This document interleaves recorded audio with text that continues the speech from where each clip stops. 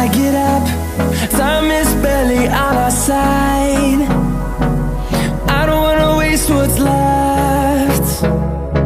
The storms we chase are leading us, and love is all we'll ever. So yeah, so I finally got the car home. I'm going to start doing these little vlogs and stuff. They're only going to be about 10 minutes each video, but it's going to be me working on my car. For example, like today, it's just a small little vlog. So for the rest of this video, I'll be looking at the sump and just inspecting it, making sure I haven't done any other damage. For you guys that may not have known, I cracked my sump at the last drift event, locktoberfest. I'll put the video link up here, or whatever. Anyway, yeah, go suss that out. Full of driving, like 20 minutes worth of, you know, footage and me vlogging and stuff like that. But yeah, majority of it is driving, not my head. So, but yeah, anyway, I'm gonna put the car up on jack stands and let's inspect this sump because I'm really keen to drive. This time in about a month, I'll be going up to JDMX Park. I think it's roughly about 3.5 hours away. It's a small but really tight and technical track, which I think the XR31 will go wicked at because it is good at the smaller stuff and the technical stuff. But yeah, by then I will have some extra lock. So Monday next week I'm getting the GK Tech 40mm roll center correction kit, and so they're literally just ball joint replacements. And you can get up to, I think they're set up to 60 degrees angle with the right alignment and caster arms and etc, etc. So yeah, pretty keen on that. But yeah, other than that, let's get going. Alright, so car's up. And this is what we're dealing with. This bloody camera focuses. So the plan was today, to get it up, actually have a look at the damage, and then decide whether we're gonna have to bite the bullet and pull the sump off. It's actually not too bad. It's not too bad. So I was originally going to JB weld it. Alright, so as you can see, the crack is pretty nasty.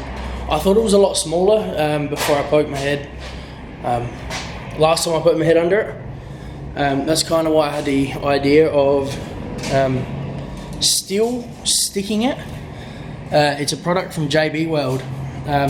They do like a little stick, and once it's dry, it's literally like, it dries essentially as strong and heat proof as steel.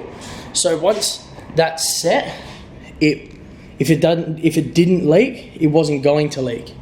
For a crack that size, that's a good inch worth of cracking. And it has been pushed up a little bit. So I don't know what I'm going to do. I guess we go back to the drawing board. Worst comes to worst, I'm going to just have to get an engine crane, undo the engine mounts, and yeah, unbolt the engine, pull it up a little bit, just to give us probably, 5 inches of clearance and pull that sump off. Now looking at it, I'd definitely be able to get the front bolts. I didn't look so much at the back. But it's just where that steering rack is, above that, that's going to be the biggest prick. I think there's about, I'd roughly say there's about 20 bolts. I'd definitely be able to get to 15 of them. But then, yeah, it's just going to become a bit of a prick here. I'm really not sure what to do now. I'm going to go back to the drawing board and have another look and just try and kind of research the product a little bit more, JB Weld. Because I don't want to have to worry about this again.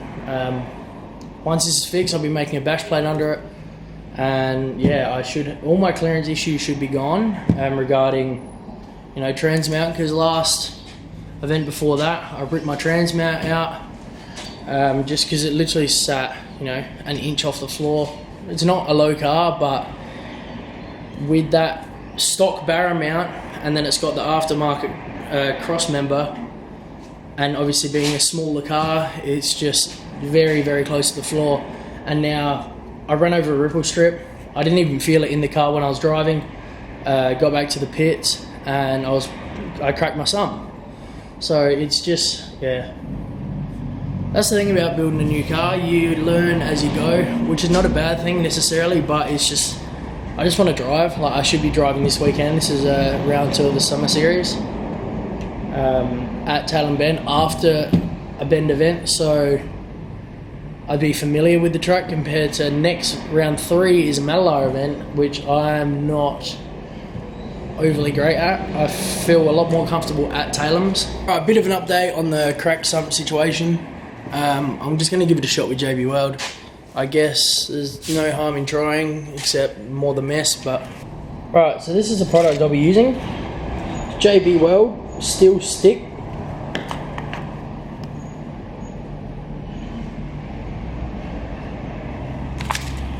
So, it says on the back that it can withstand temperatures up to 300 degrees Fahrenheit and up to tensile strength of 900 psi. So I think that will be plenty for the sump. As long as it gets a solid stick, it should be okay. But yeah, it's a 5-minute set time, 1 hour cure time. So with this stuff, once it's set, you can drill through it, you can tap, like you can make a thread on it, you can use it on your extractor face when you're putting it on the block. You can do a lot of things with this stuff.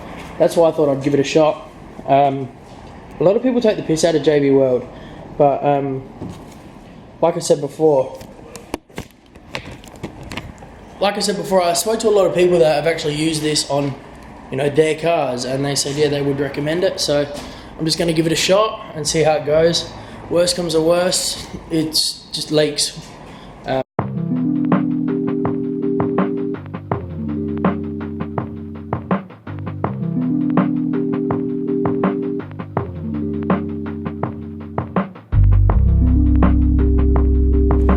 So it's roughly an hour. So it's about an hour after I put the JB World on.